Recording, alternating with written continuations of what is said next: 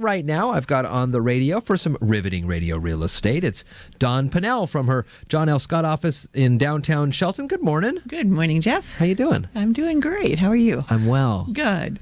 Trying to stay dry. I'm trying to stay dry. I know that some of your listings today could find us out in some open lands. Is that right? Yes. So we need our galoshes. We need our galoshes. Actually, on 2 of these, I was just out there on Wednesday taking pictures and stuff, and it was pretty wet, pretty wet. Miserable. But that's why we live here. That's why we live in the Northwest. So we got 3 vacant lands, or Yes. is that what you call them? Yes, and I wanted to talk about those mainly because the two are brand new, and then also because vacant land is starting to move. And the good part about that is that you can buy the vacant lot and then build what you want. Sure. So that's the attraction.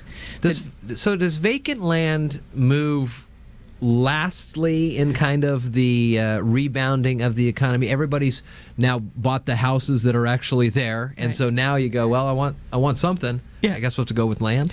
Pretty much. Okay. That's kind of the conventional wisdom. Yeah, and so vacant land, we've got a lot of vacant land listings, and they've just sort of sat there for a while. And the good news is they are starting to sell. The bad news on these, the ones that I have to talk about today, are that they are just bare land. I mean, they've got nothing. So you got to do everything. Yeah. So you've got to factor in the putting in the septic system, putting in a well. Although all of these are connected to a community water, so that's plus. That's a plus. And they all have roads to them. You would have to put in driveways and that kind of thing.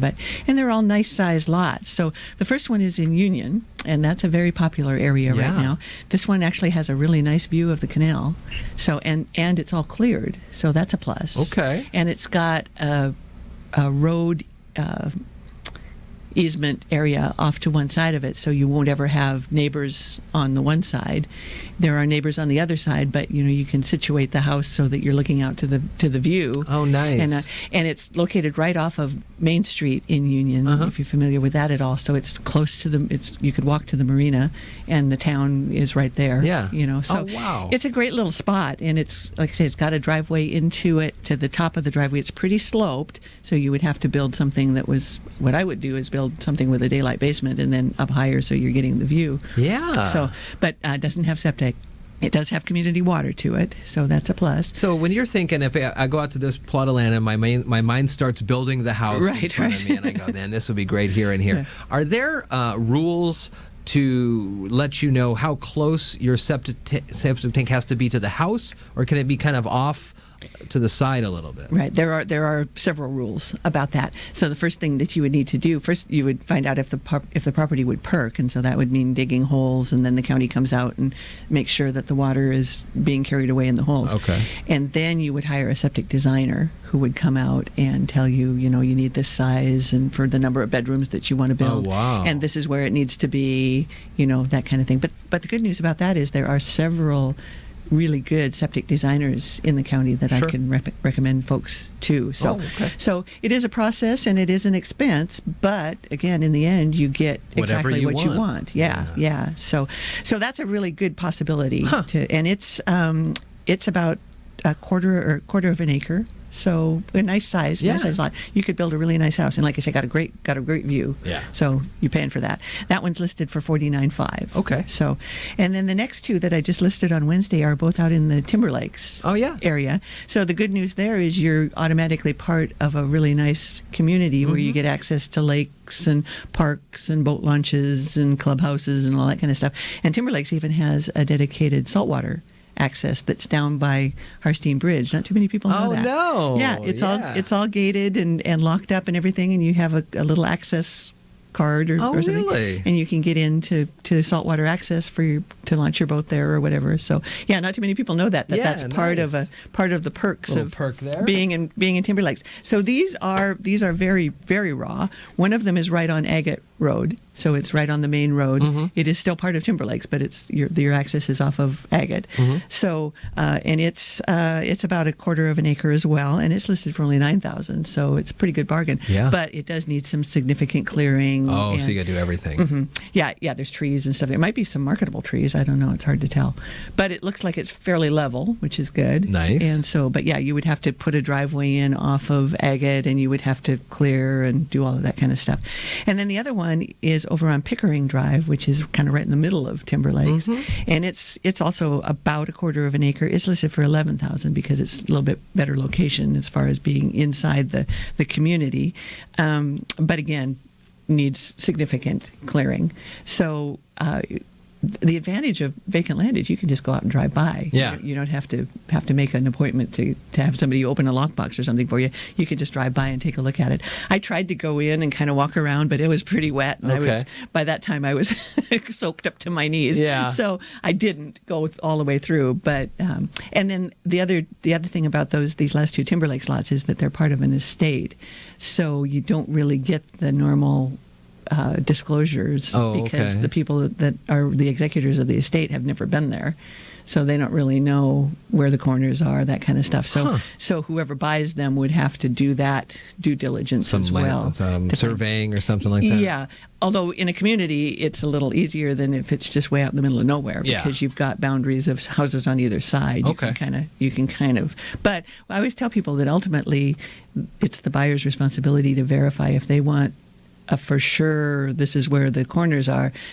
They're going to need to hire a surveyor. You can ask the seller to do that as part of your offer, but it's ultimately the buyer's responsibility to satisfy themselves as to. And some people want more certainty than others do. Yeah, so. Well, we went through that in our neighborhood ourselves. Right. We had some new neighbors move in, and they were looking to make some significant changes. Right. We weren't quite sure where the property lines were, and I says, hey, you guys can do whatever you want, because they were coming to me because I'm the homeowner resident guy, so they were asking me these questions. I go, listen, if I were you, I would want to make sure I knew exactly where these lines are, because I don't want to be cutting a tree down and then all of a sudden, a year from now, somebody comes and goes, hey, that was my tree. That was my tree. Now you owe me a ton of money for this thing or something. I want a full-grown tree back. Yeah. Oh, my gosh. Yeah. So ultimately, it is the buyer's responsibility. This is a buyer beware state. So the buyer needs to be aware of those kinds of things.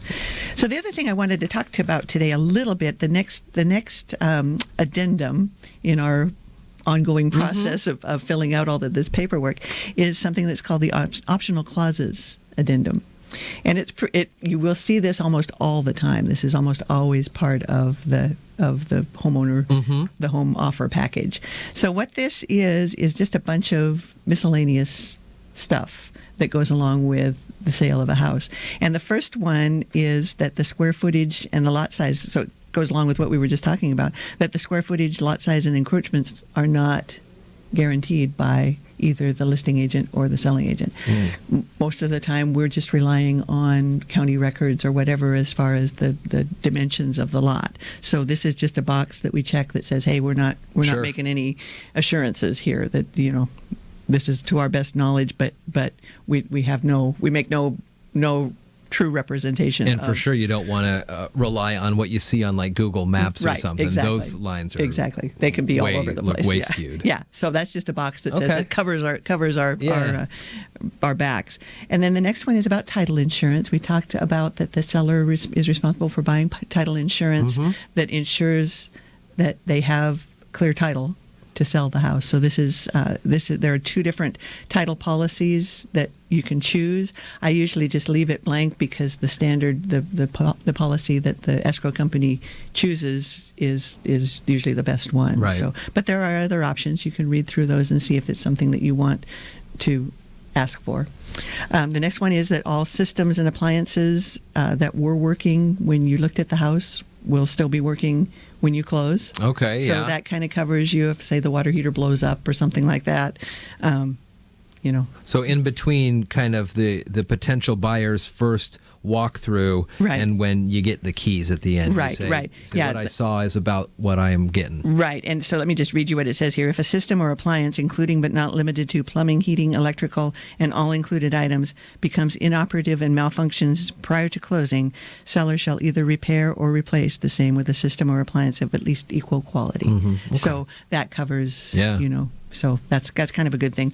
Then the other one is kind of an interesting one that sometimes gets checked, and that is that anything that's left by the seller at closing becomes the property of the buyer. I've always wondered about that. Yeah. It's kind of, and sometimes it's stuff that the buyer doesn't necessarily want. Sure. So then they would have to also on this document say, hey, before we close, I want you to take out the old bricks, or I want you to make sure that the barn doesn't have any old dead wood in it or something like that. So this is the document that you address those issues on as well. So if you were ever to, in the state of Washington, if you ever to go through an attic or a basement of a house you bought and you find something that's worth $1 gazillion that was from the other, you go, well, hey, it's mine now. It's mine now. That's right. Should have looked a little harder when you were moving out. That's right. Oh my gosh. I looked at a house one time that had up in the attic had a whole pallet load of food.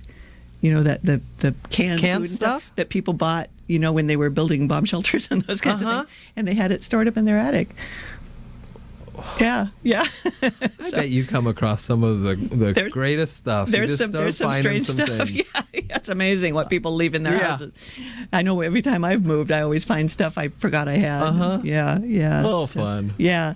So how much more time do we have? We've got a couple minutes here. Okay. The other one I wanted to talk about, because this is the document where if you are asking for a home warranty, if you're asking for the seller to provide the buyer with a home warranty, this is the document that you mark that on. And there's a little box that you can check, and then you name the provider, American Home Shield or whoever you're using, and then it's that the seller shall pay up to a certain dollar amount for that. And that just depends on what kind of policy you want. There's all kinds of different ones, and your realtor should know about all of those. And what that does is insures things like the refrigerator and the stove and the water heater, those kinds of things. You have to pay, and it's for a year after the sale of the house. The buyer would have to pay a charge for somebody to come out, which I think is usually $75 or something like that. But then beyond that, if it's a covered item in the insurance policy, whoever the home warranty person will cover the repairs. For that. Yeah. And you can pick different things. If you want it to include things like air conditioning, that kind of stuff, that's usually a higher premium than just the basic refrigerator stove thing. So that's something that you can talk to your realtor about and get information if that's something that interests you. Sure. Sellers aren't usually, or a lot of times are not inclined to want to include that because it's another expense to them. But sometimes they're willing to do that if they think that everything is in good shape. They'll say, well, sure. Or if it's marginal, they might say, well, we're not sure that the refrigerator is going to keep working, so this might be a way to cover the buyer. Yeah, okay. Yeah. So, and then the other thing is there's an excluded items section on here. So if there's something that the seller is excluding from the sale, like the draperies or the island in the kitchen that's the movable island or something like that, or the antique light fixture in the dining room, if they're excluding that, we need to make a note of it here. So that's an important one for both parties to look at, right? Because you don't want to walk in and after you get the keys and you go, oh man, what happened to that light? What happened to that light? There's no lights in this house anymore. I usually advise people, if there is something like that, to go ahead and take it down before they even list the house. Oh, good point. And replace it with another light fixture, because if it's, then you don't have to deal with it. And then there's also an other section, and that's where you put in things like, I want the seller to mark the corners of the property. I want the seller to pay for a survey of the property. I want the seller to grate the driveway before we close, those kinds of things. So those go into here. Okay. And again, this is what goes from the buyer to the seller. So the seller obviously has a right to look through this and say, okay, I'll do that, and that, but not that. So until both parties sign, it's not a completed agreement. So. And then still, even at this point, when you're close here, someone still though could sneak in without those kind of stipulations and say, I'll just give you straight cash, whatever you want. Absolutely. Until everybody signs on all the places on this document, on the whole purchase and sale document, somebody else certainly can't. You don't have an agreement until everything is signed by both parties. Okay. So, that's important. And in a hot market, that can happen. Yeah. Somebody can come in and say, "Hey, I'll give you cash," and then a seller would be kind of crazy not to take that. Yeah. So gotta be careful. Gotta be careful. Don, how can people get in touch with you? They can call me at 360-490-4493, or they can stop by the office, and if I'm not there, somebody will know where I am. And they can get in touch with me that way on the corner of 3rd and Railroad at John L. Scott office. Well, good to see you, Don. Love to talk to him. And we'll see you in a couple weeks. Thanks, Jeff. Have a good one.